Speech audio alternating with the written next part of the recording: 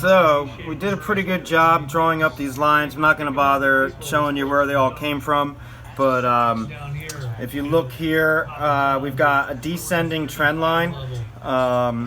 This is going back a few days on the SPY. I had to go back to when it was like around the 285 level.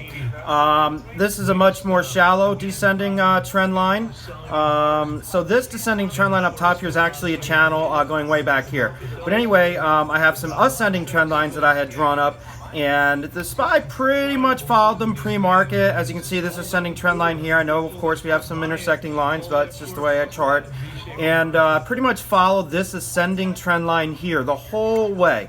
All right, and this is why I keep saying that we're in a pinch, because as you can see, we've got two descending trend lines. One's very shallow, okay? They intersect right here, all right? And it's just so beautiful how this just followed this pattern perfectly. So this is why I'm not panicking either way on the SPY.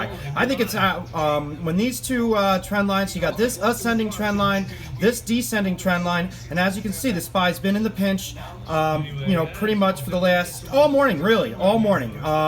We've tested this much more shallow or less shallow descending trend line. But, like what I'm saying, I'm getting at, this is your pinch zone. So the SPY's followed it perfectly all morning. And, when these two trend lines cross, some people call that like a death X or something like that.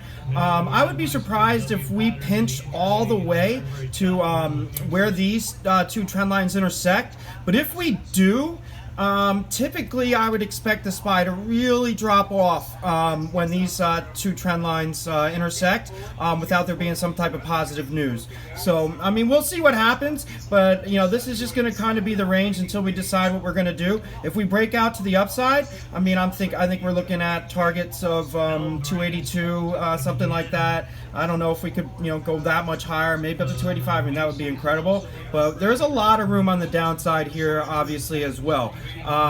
These are your other moving averages that you can put in on Thinkorswim if you just added chart studies. So they'll put in their own moving averages. You got your simple moving average here, and then obviously I draw my own trend line. So pretty cool how these other moving averages have followed my ascending trend line all day. And again, we're just waiting to see what happens when this pinch finally gets too close together here, these two trend lines, and you're going to see some type of I predict big movement on the SPY.